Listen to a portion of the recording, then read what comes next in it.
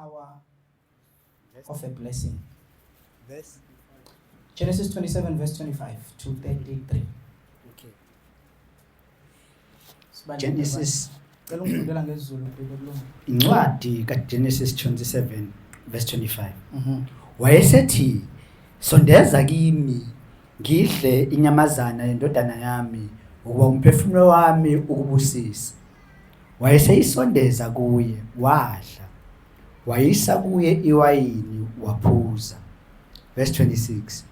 Uyise uIsaka wathi kuye ake usondele ungange ndodana yami.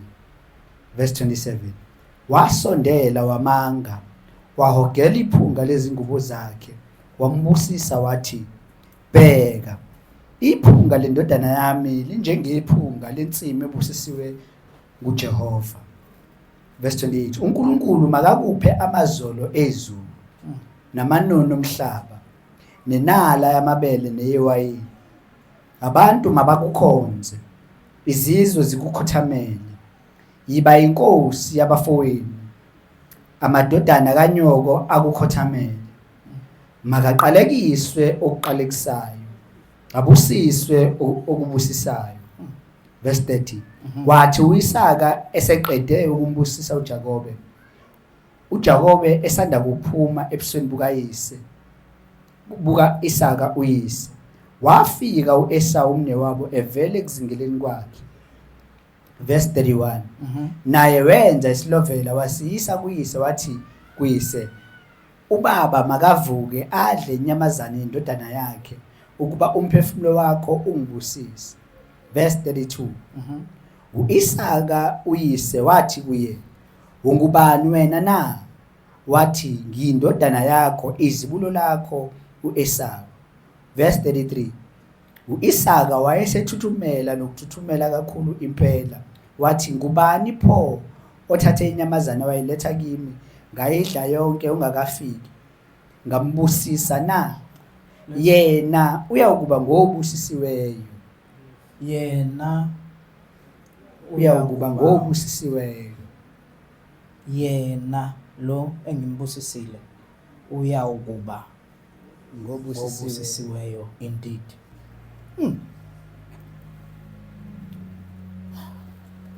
Uma umfundi ke weBhayibheli uzothola la ukuthi akekho umuntu wayenesambulo ngalento yeblessing njengoJakobe. uJakobe wayenesambulo sesibusiso.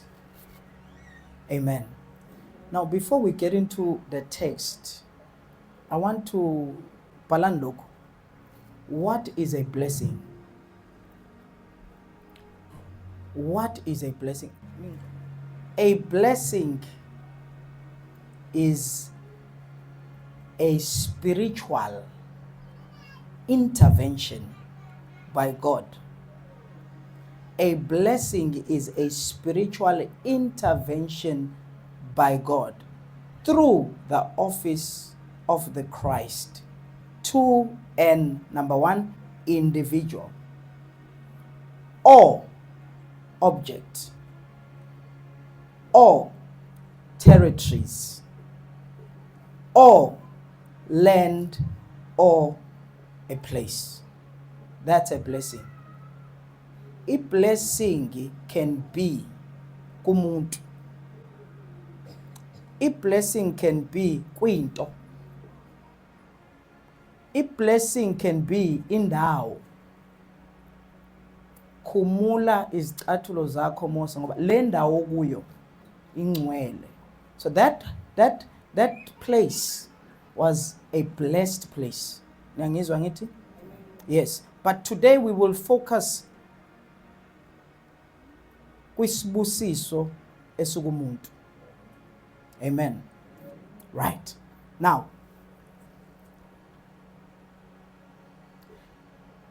isibusiso is never physical. Isibusiso is always spiritual. Niyangizwa? imoto ayisona isibusiso,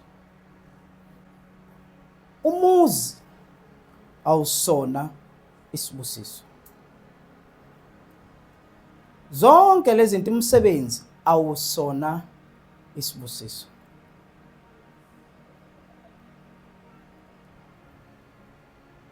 Zonke lezi zinto engizibalayo ziyi-result, ziyi-outcome yesibusiso. Isibusiso yinto ebakuwe kungakabi nento ebonakalayo ukuthi ikuwe. Into misibonakala ukuthi kuwe siyibona ngoba uyisibusiso.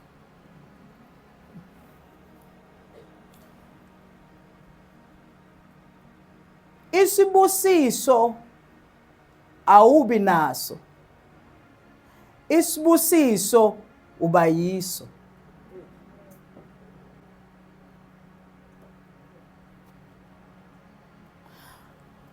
Abraham mufunda Genesis 12 from verse 1.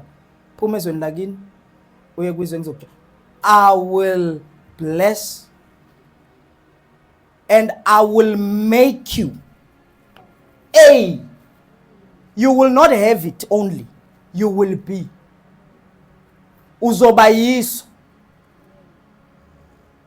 Kusho ukuthi la uhamba khona akuhamba umenzi, kuhamba isibusiso.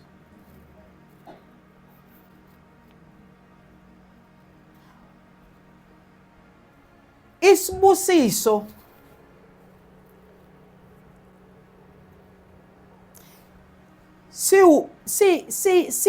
si ubuNkulunkulu, kwathi ngithi buka uNkulunkulu ebuNkulunkulu.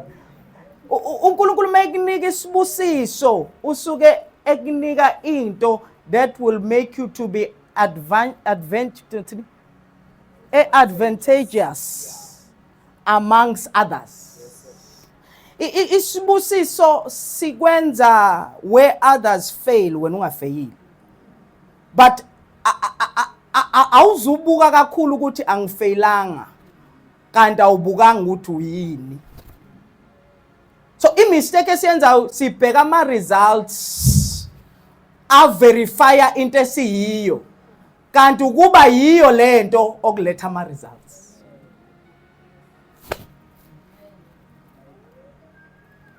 Niyangezwa ukuthi ngithini? You kule kingdom, asithini kule kingdom. Awuyitholi into ongenayo. Isho. Kulombuso awuyitholi into ongenayo. Into edala ukuthi uyithole into kulombuso ingoba unayo.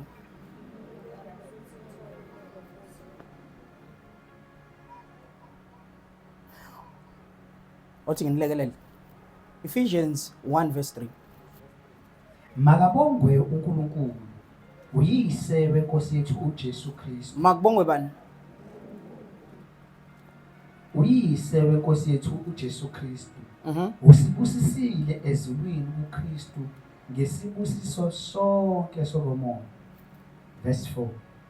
Njengalokho asikhethela kuye ngothando ngaphambi kokusekela kwezwe ukube sibe ngcwele singabi nakusondwa phambi kwakhe. Now, nayi mistake esiyenzayo sabantwana baNkulunkulu. Sibona imoto enhle sithi isibusiso. Right?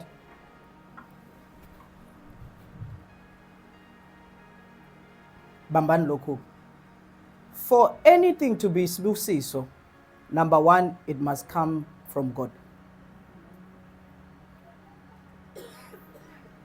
Number two, it must go through the quality assurance, the assessment, which is Christ,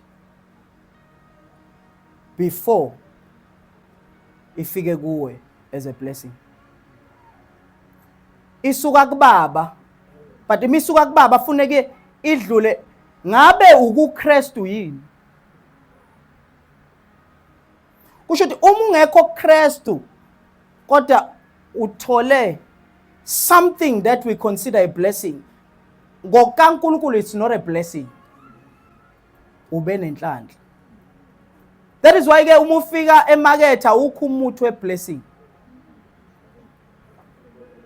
Khona umuthi wani? Ayifani inhlanhla neblessing. Sithatha inhlanhla sathi blessing. Akekho umuntu oneblessing ongasindisiwe. Akekho umuntu okhonza amadlozi oblessed.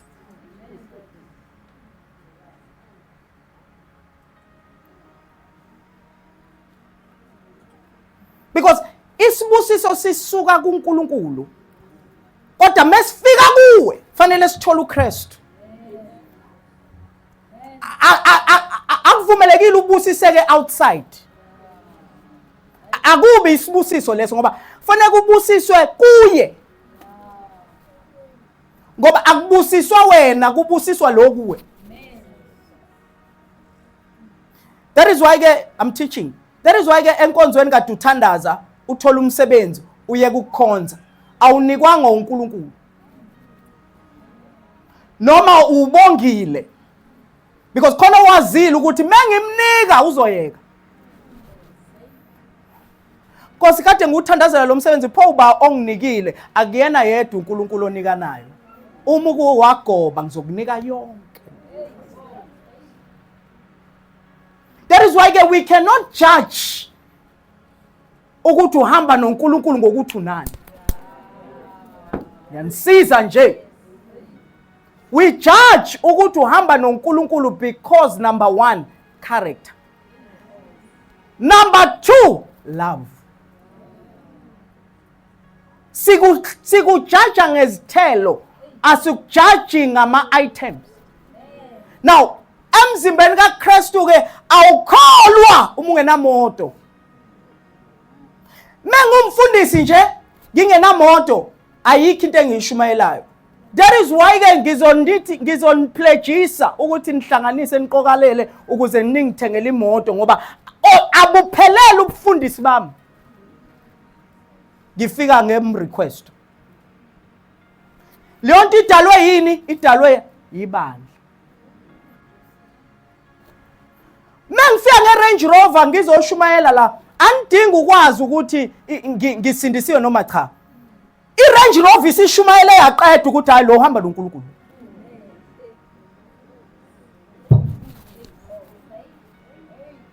Manje ngakho ke sizongena esilingweni sabafundisi sokufuna imali so that we can prove that lento engiyishumayela iyangisebenzela. Mina ngihlezi ngisho la phansi ukuthi mina ngisho abazalwane bakadecide ukuthi ngesimnike imali. Akushintshi ukuthi ngibusisiwe. Akuyona imali edetermine ukuthi ngiblessed. Imali izofakazela mina. Ngingenazuka ngiblessed. Ubani ofika kuqala wena nemali? Khuluma nani?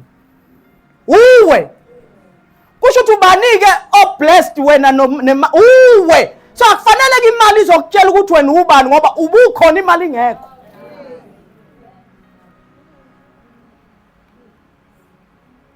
Niyangizwa ukuthi ngithini ngithi? Mufuna ukubona umuntu ophuwa kunabo bonke bheka umuntu onemali.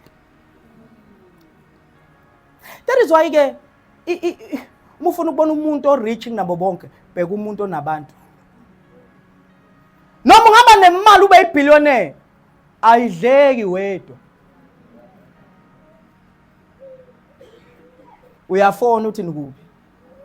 Ubuza abaphunyela oRaf ukuthi baba nabangana abangakanani ngoba ayidleki wedwa. Ningilalela ngithi ngisakhuluma ngeblessing. Now, I want to tell you now before we continue. You are blessed. Mfundisi ushiswa yini? Ngishiswa ukuthi you are in Christ. Finish. End of story. End of discussion. Ngikhuluma umuntu mina olala phansi. odla uphuthu nombhubhudlu ngithi mina you are blessed. Mfundisi ushiswa yini ngingasebenzi? Mistake yethi leyo. Noma ungasebenza umsebenzi awukwenza ube blessed.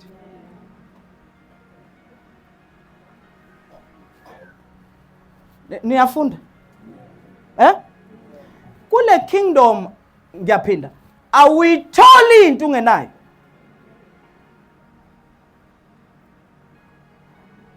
Yabo nje la angikholi khona umuntu onemali njengami. Awumfundisi uyasibrekela. Kodwa uzoba disappointed uma ufice i-account yami.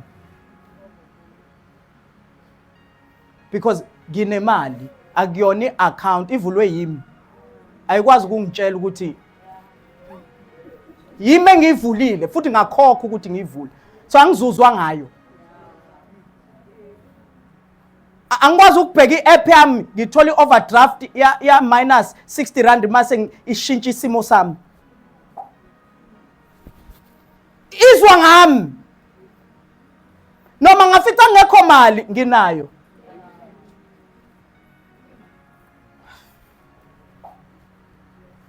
Asina mali siyabamba siyayeka, very good. That is why ungena mali. This is not motivational. Angin motivate. Even not just wathi ngizofa. Kodwa ngosuku lesithathu. Akakwazi ukuvuka engavukile. Ngiyanisiza. Kule kingdom iba nento before ube nayo. Nonke la aniqala ukuba khona ade nikhona ingakho nikhona. Yini ukuduka? Ukuba sendaweni la ungekho khona.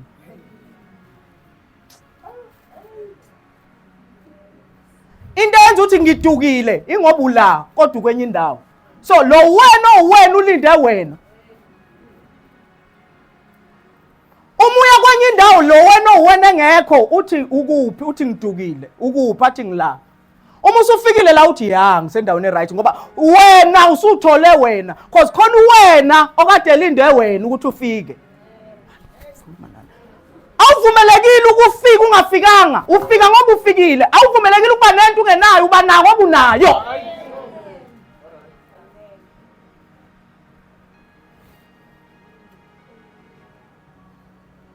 Ngingakakubumbi.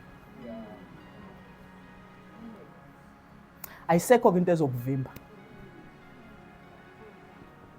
Ngiyangizwa ukuthi ngithini bazalwane? Inkinga musana ukuphila from earth to heaven. Philani from heaven to earth. Musana ukuphila from lo mhlaba to ezulwini ikude. Phila from ezulwini to emhlabeni ngoba kuno wena olinde wena ezulwini. Phela insindisi ichaza lokho. Ichaza ukuthi wena the time usindiswa so kuno wena olinde wena le. Ingakho ethi uNkulunkulu ke nibusisiwe ngaso sonke isibusiso sakuphi? Sako moya. So isibusiso sakho ngempela si spiritual. Ayikho into oyitholayo physically kanti awukakayitholi spiritual. That is why nizofidwa spiritual nigule physical. Kodwa anaki. Ucathi ubunephupha libi bheka ke after 1 month ukuthi kwenzakalani. It's when you remember ukuthi hayi man ngase ngiphathwa ama-ulcer ngase ngiyakhumbula bangifunze ephuphweni. It's because the time bekufunza waphaphama usaqhubeka usalala ngabe uyavuka uyakhasta. Because leyo nto leyo has a potential of manifesting. Kuyenzeka ubusiseke kwelikamoya uhlupheke kwelikenyama. Uma ufika uNkulunkulu athi uNkulunkulu wena ngakubusisa ngayo yonke into uthi kuphi athi wahluleka ukudownloada. Ningilala luthi ngithini? Nonke la nila ngoba benila. Ngatshelwa ngani. Kwathiwa khona abantu engibalethayo ngidalizwe ngiphakame ngoba nibangaka because ngiyazi ngani ngazi ningakafiki ngani shumayeza ningekho angiqala ukuyizwa lento enizwayo nizwile ingakho nila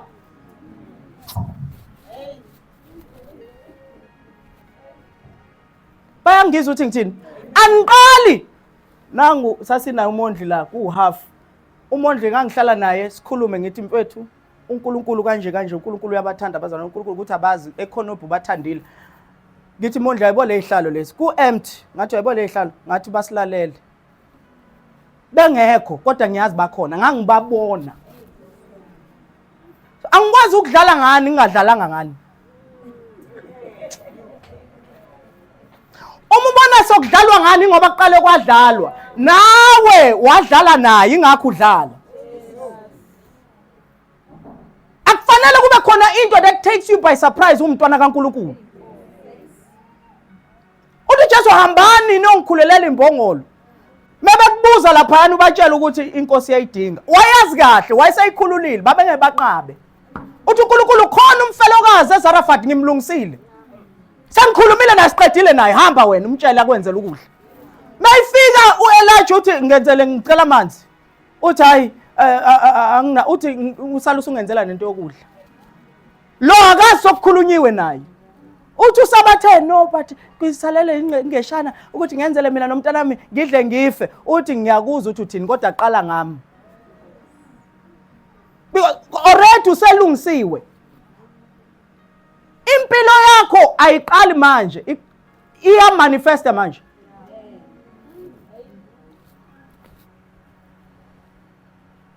awukwazi ukukhala ublessed ngizwe ukuthi ngithini into edala ukuthi kuba ngathi awubusisiwe kodwa ubusisiwe awukho in alignment with Christ nifuna izinto zakhe anifuni yena kanti izinto zakhe zikuye awukwazi futhi ukuthi uthi inkosi ngiyakusika for i-edition you are foolish umunjalo mayithi seek ye first akasho ukuthi second ku-edo mayithi seek ye first uthi seek ye first finish ungasiki for edition ungasiki ukuze kunezelwe musike nje ewuye hayi ngikhuluma nani angizothi ngithini yeah because i-mindset after today izoshintsha angifuni uconfesse into ofuna yenzeke ngifuna uconfesse into yiyo uyiyo nangizwa ngithi mina uyisibusiso ningilalela yeah and let me correct this isibusiso asini isibusiso akusise sakho uyi-beneficiary God will never bless you wena nje akubusisa athi ngifuna ukukubusisa nje wena ube isiqumama no uyi-beneficiary yalesibusiso uyi-channel ngithi yeah now let's go back to the text the Bible talks about after this nilalele because after this this blessing will come on you iBhayibheli ke likhuluma ngoJakobe lithi ke uJakobe watrika uIsaac ukuthi ambusise ngesibusiso saEsau ngithi now listen to this uma ufunda uGenesis chapter number 25 ningamfundi siyathola lapho ukuthi lo mfana lo uEsau kahle kahle wayengenandaba nesibusiso uma ubuyele emuva uyathola ukuthi uRebecca wayinama complications kwi pregnancy yakhe if umuntu weBhayibheli lithi wahamba wayoyiconsulta uNkulunkulu wathi kwenzakalani wathi uNkulunkulu izizwe ezimbili ziyalo so lezizwe lezi eziwu2 ziba omunye omncane uzoba ngaphezulu komdala nangizwe siyazi ukuthi mayisezala uRebecca siyazi ukuthi ke waphuma kuqala uEsau kodwa isithende wasibamba uJakobe angithi base bamqamba ukuthi uJakobe the heel catcher igama lithi Jacob lichaza the one who catches the heel nangizwe now umufunda uGenesis 25 lithi wafika uEsau elambile ephuma kuyozingela wafica kanti uJakob upheke kamnandi. Nangizwa wathi ngaze ngafa indlala. Cela ungiphakele. Wathi are you sure? Wathi ngilambile. Mphakele lithi wayipheka isitshu. Uthi wathi asenzeni nje nake. Ngizokunika ukudla. Nginike ibirthright. Nginike lokuba indlalifa. Nginike lokuba isibulo. Yes. Nginike kona ngizokunika ukudla. Lithi wathi awungeke. Ngizobulawa vele ile ndlala. What is a birthright? Lithi wasemnika. Kwaba ukushintshana kwezinto. Kunezinto esikhulumile kanti sekukhona izinto esishi. Wanga understand usengishintshi. Yayi kunezinto oyikhulumela loosely. Kanti the realm of the spirit is listening. Wathi vese akho lutho. Kunesibusiso sirilisile. Ngenxa yeKFC. What how ungicabangile? How God bless you. Yabo nje wena angazi into yongihlukanisa nawe. Yabo nje angilutho ngaphandle kwakho. Usuzohlezi uyi70. Yalo mngani. Ukhulume loosely. Wakhuluma loosely uIsawu. Waphambana iDestiny. Into edala ukuthi ubaba wakhe angadinwa memrobhe esibusisweni ingoba uNkulunkulu wase ordainile ukuthi lo akazivaluishi isibusiso. Bangizwa uthi ngithini? Lithi iBhayibheli ke izwi elika Jacob kodwa izandla ezika Esau. Yabona kuma ungalifunda iBhayibheli yabhoreka manje. Ngeke ngilifunde lonke ngizothi thasi bayazi abazi abangazi abazi. Ningilalela? Yes. Uma ugijima nalo ke liyakutshela ukuthi after sokwenzeke leyo nto la sifunde khona mayisefika uIsaac uthi Isaac ngenzeleni islavery ini slavery isloven ngesizulu lokho engikuthandayo baqila ke ngenxa isikhathi uma wakhe ke waqila kodwa akaqilanga wayenza into vele siyenziwe vele lokwase kufanele kube uyena umaqala. Now lithi iBhayibheli wambusisa ke uIsaac mayiqeda ukumbusisa uIsaac ebusisa uJacob wamtshela uma wakho wathi idla phansi ngizwela ukuthi umfowenu ushamashushu ufuna ukubulala. Lithi wabaleka ke wathi hamba uye endlini yamfowethu Labani. Lithi uma ufunda uGenesis 27 Mufunda uGenesis 27 lithi ke wathi ejubalala akaphumanga nalutho waphuma neblessing. Ayikho into aphuma nayo. Waphuma na blessing. Lithi wathola indawo sokuhlwile. Wathatha itshe waqamela. Uthemva lokho waba nevision. Wabona istaircase.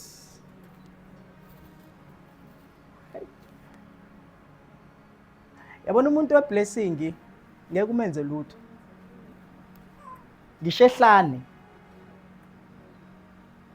And umuntu weblessing yabo isign yokuthi awukho blessed bheka abantu abaseduze kwakho isixuku. Umuntu weblessing uhamba yedwa. Mina nje abantu abangifuni sengalahlwa abangani you are blessed. Nasekhaya nje mina nje it's sign you are blessed. Ningilalela bazalwane ngithi lithi wasebona ingelosi ngenxa isikhathi zehla zenyuka kule staircase emva kalokho uthi wayesebona inkosi yayisikhuluma yathi I'm the Lord your God. Ithi mina nguNkulunkulu kaAbraham umkhulu wakho noIsaac ubaba wakho. Uthi lento engibathembise yona ngizoyenza I will make you a great nation. Na izwa leyo nto bazalwane. Lithi ke iBhayibheli ke mayisephaphama lapho umuntu wesibusiso uthi impela uNkulunkulu ubekule ndawo and mina bengingazi. Ithi into yami ithi into yakhe ukuba bengazi bengilale. Bekukhona into ebengizoyifuna kuye. Kunabantu ofanele ningabayeki bahambe. uNkulunkulu ngiyanithandazela nivula amehlo. Mina kunomuntu engeke ngihlangane naye angikhonze noma einceke mase ngithi inkosi kambe khonani ngithi ngicela uyazi uthi ngithi ngicela urelease athi ngireleaseni manje edludla ngithi thatha khuluma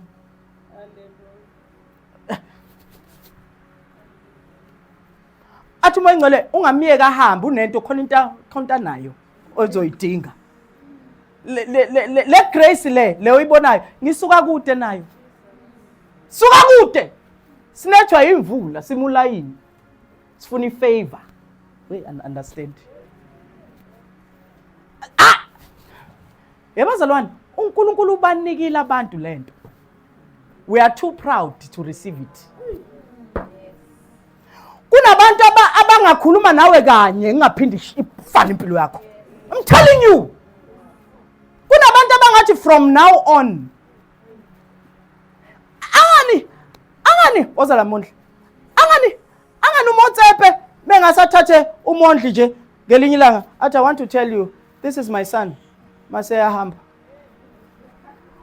the next time umondli qhamuka khona intatheli hi usho nje uthe this is my son waqeda kanjani kunabantu umuke wahlangana nabo ulandelwe izinto ezinhle engakaze zikulandele ngiyantshela ningilalele men are systems not all men are the same nangizwe ukuthi ngithini basalona hayi wonke abantu babantu khona abantu abama systems khona abantu abayisambulo sikaThixo othi umstadishile kufanele ukuthi ustadishe uThixo othi umlalele athi it will be well with you athi indeed it is well with me khona umuntu athi akakhulume kumnyama uwazi ukuthi hayi sokuyakhanya manje kodwa umnyama usabona kodwa uthi hayi ngoba usekhulumile usibani bani I'm telling you not every man is the same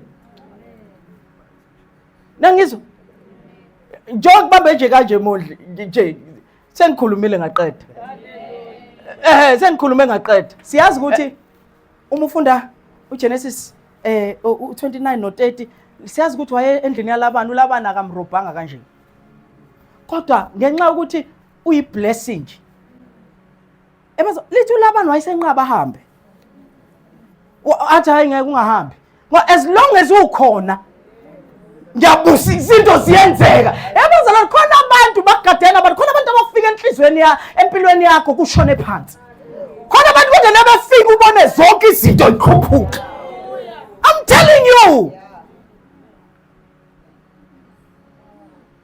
uNkulunkulu akasize ningahangi wonke umuntu ningaxhawuli wonke umuntu ningaboleki wonke umuntu imali now if usifunda ke leso ifunda do let's go to let's go to Genesis 32 because iyonto efanele siyenze le uthi no Genesis 32 verse 22 to 31 let's sizoyishumayela sibe ngifuna sikhulu sishumayela sibe sifunda dubele ithini lo mfana ubesazi yes verse 22 wavuka ebusuku wathatha omkakhe ababili nezincikazi zakhe ezimbili nabantwana bakhe abayishumi wawela ezibukweni elithiwa iJaboki verse 23 wabathatha wabawelisa emfuleni wakuwelisa nalokho anakho verse 24 wasala yedwa uJakobe welisa degree ningilalela ngithi welisa leyo moto welisa leyo mshado welisa lozo ingane welisa lo business welisa lo umsebenzi welisa ungawelisa okuhle kuphela welisa nokubi ngalithi iBhayibheli wawelisa uRachel wawelisa noLeah lithi iBhayibheli wayemthanda uRachel kodwa wayengamthanda uLeah so welisa konke welisa ne-sickness welisa ne-poverty welisa ne-anxiety ne-depression welisa konke ongakuthandi kuwelise manje because fanele ubambane naye kungekho lutho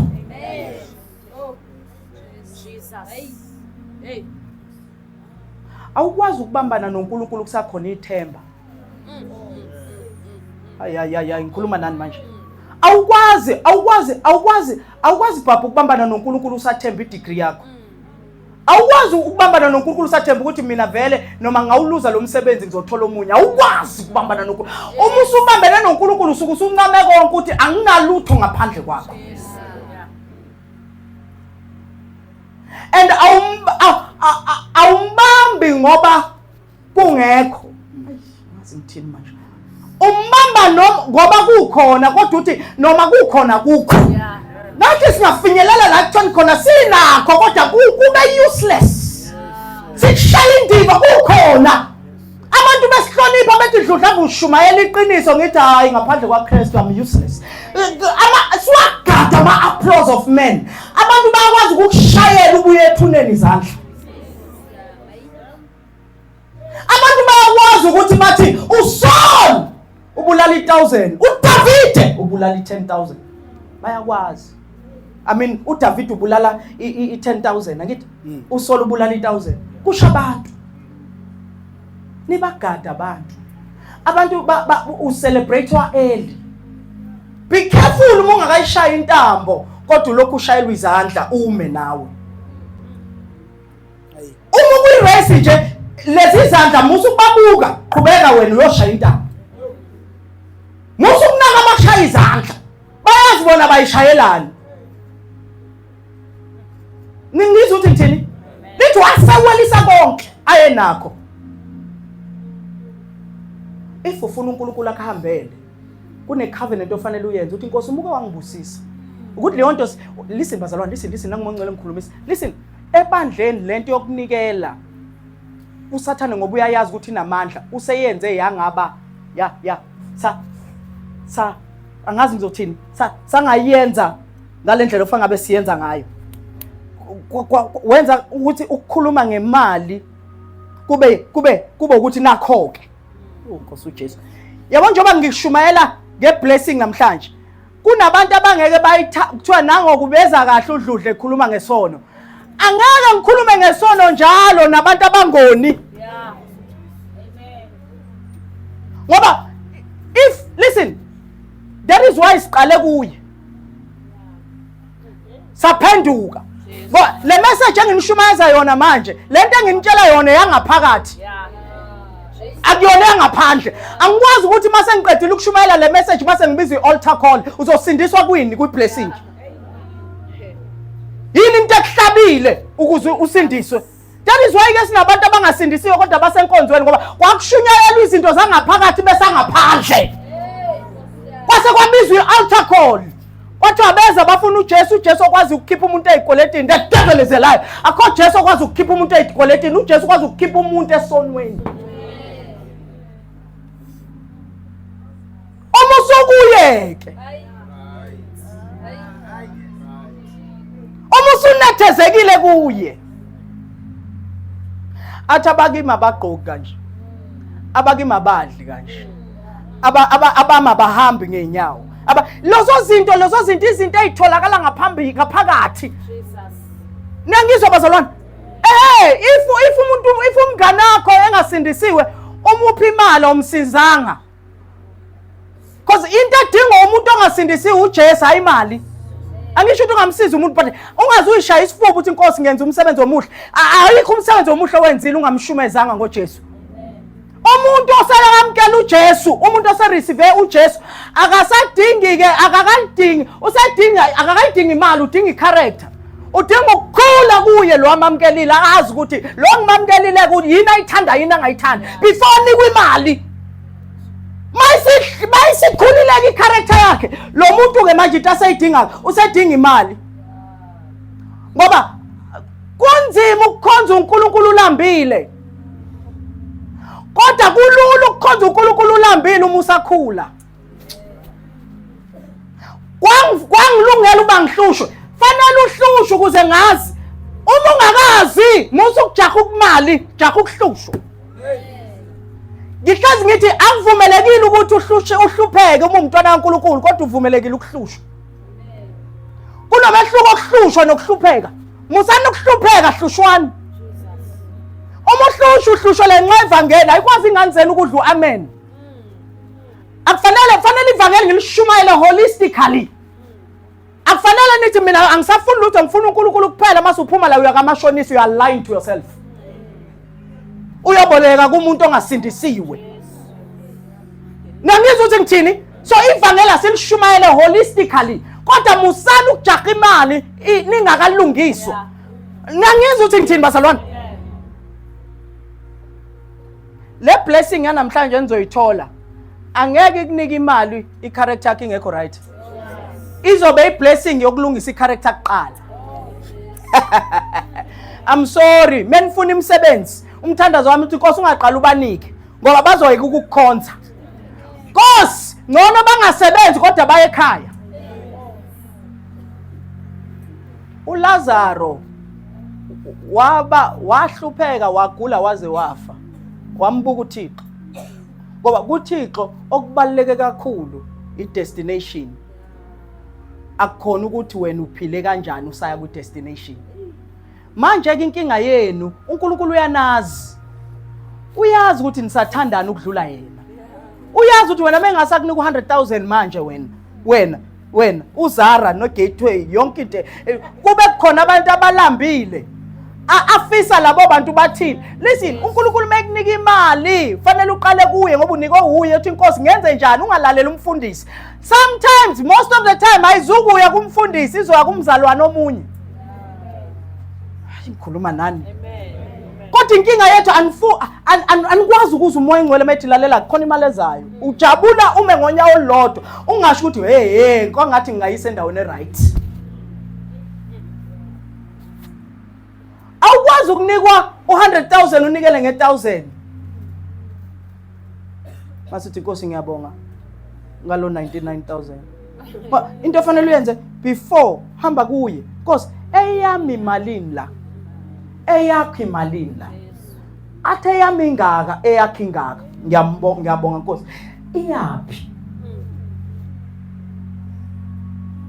Ngiyise kubani? Ngihlukanise noma ngihambise yonke? Angikwazi ukuze umoya engcwele. Linda ukuze uphuphe. Kodwa inkinga njengoba ulindile uyayidla.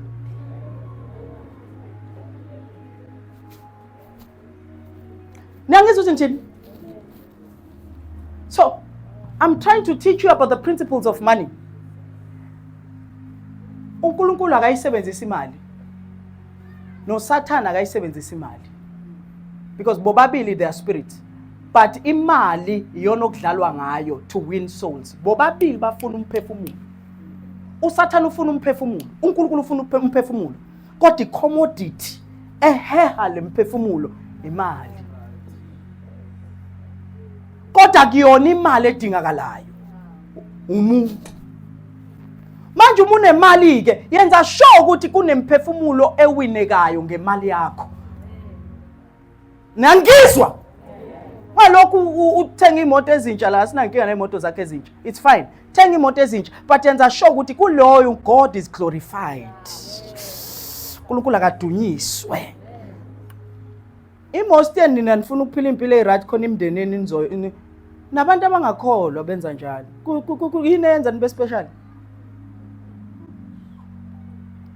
Iba nento ukuthi Nkosi mina menginika mase uthi uJakob uma ungenze ngaphumelela. Konke the 10th of everything you will give me, I will give it back to you. Now kwenza uNkulunkulu ukuthi enze sure ukuthi u10 wakhe wondlekile. Yabayizwa le ngisho. Wenza sure uNkulunkulu ukuthi uJakob menginika u10 kufanele nokuthi unginike ibillion. Anganginika u10 kanti uzonginika izimvu eziwu2. So ngenza sure ukuthi uJakob uba nemali khona menginika u10% wami anginika u10% ngismile ngithi lama shares kule nkampani yaJakob senza kahle. If uke wanginika ingane yomfana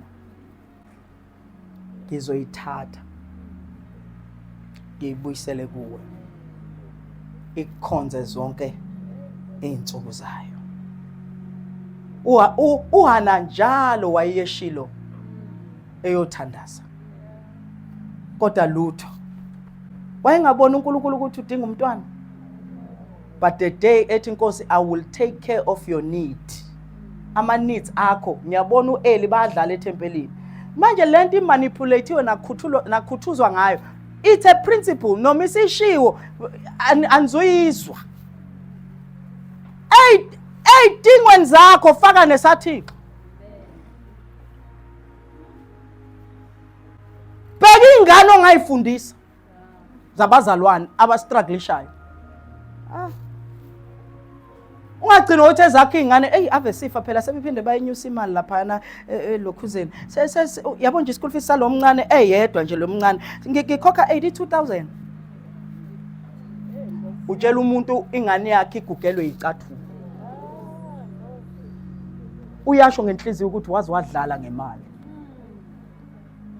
Angisho ukuthi ingane zena ingafundi kodwa phuma kuwe isikhathi ukuphuma kuwe manje awukulunguze nakamakhelwane ukuthi kuhamba kanjani. Mengithi kamakhelwane awulunguze ukuthi umzalwane ngihlezi ngimbone egqoke lento eyodwa. Anithinteke. Aniphume kini. Phumani kini.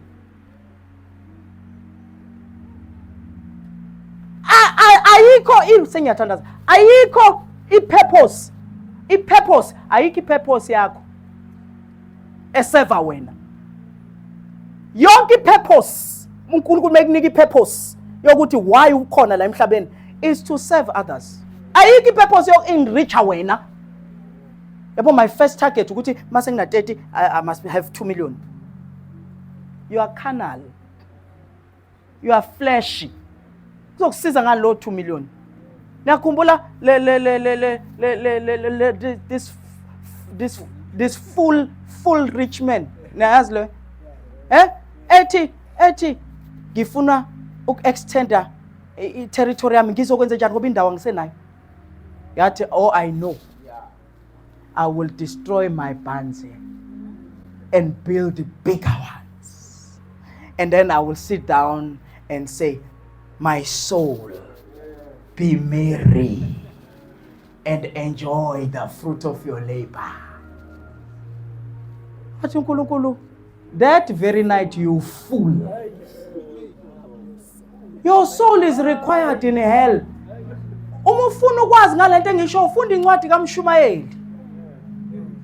Ebazalwane uzoshikashika omshikashikeni phansi kwethuzi kwelanga. Izosalela lo muntu obungamfuni yabo lo bungamkhulumisi uzothize sizwise. Uyoshaya isidudla ngemoto yakho lo bungakhulumisani naye and there's nothing you will do. Emsebenzini lo uthanda kangaka oyishanga wisifuba the day uphuma emzimbeni kwangena imessage kumphathi wakho wasenda ku-HR to let's quickly find a replacement. Jesus. Because i-attrition ziyashoda inamba. Uyinamba emsebenzini wena. Awuyona isoul. Ngithi uyinamba. Umuke wafa.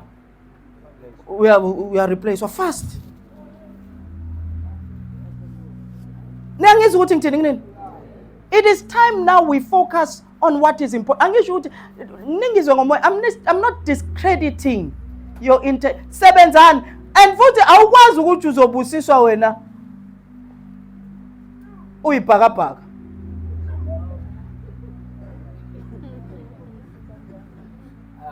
Sangisholo ukuthi uthe uyabopha nje. Kodwa ufuna iblessing uyabopha. Izandla ayisebenzi uyabopha. Bopha bhakabhaka uyabopha.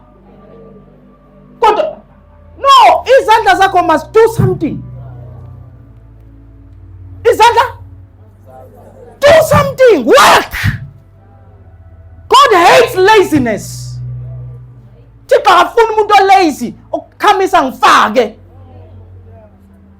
Ungabi bheka. Njalo ngicela abazalwane ningidabukele. No Paul uthi ongasebenza kangadli. Ukashintsha ukudla eplating. Sebenzani kusakhanya uthi uJesu naye ngumele ukusebenza. Sebenzani. Wake up, get a job.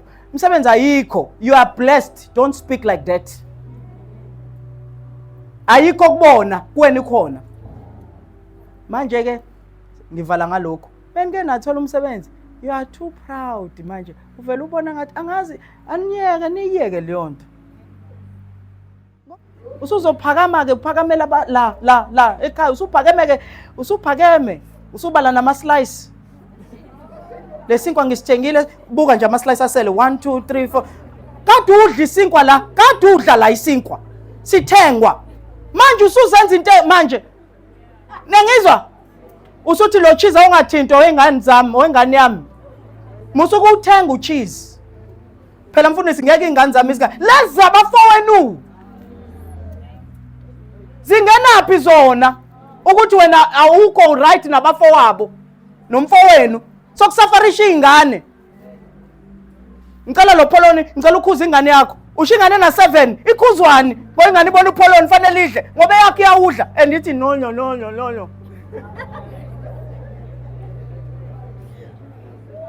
akufanele lokho esikhuluma into lezi zinto ziyenzeka emakhaya nifihla amaqanda phansi ombhede nini.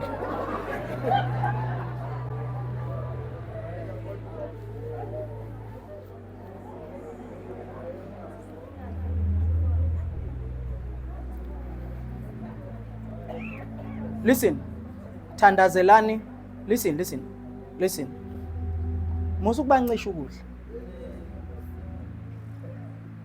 Phuma. Uze ungaboni.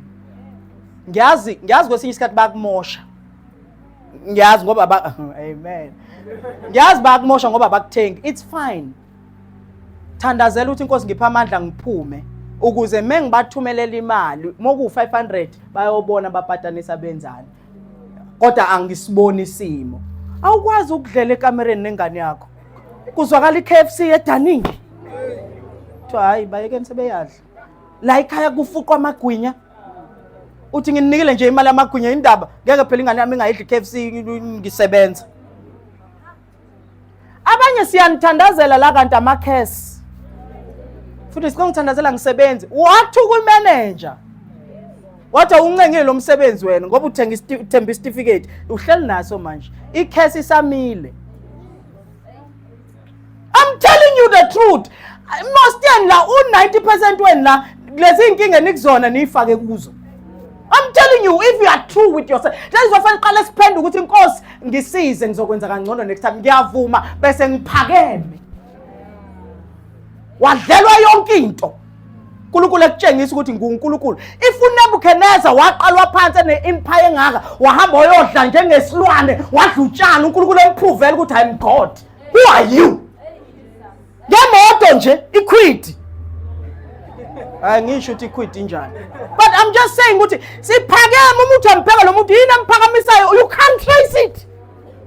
Kodwa umzalwane ulapha.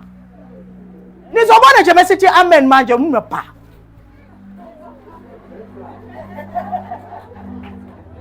Akekho zothi kwazi kwamnandi ubantu yabo wonke umuntu ngoba ishayile seqedile uNkulunkulu hayi kunabantu abayedrobheni la uhamba wedwa uzodlula khona balifte ngithi balifte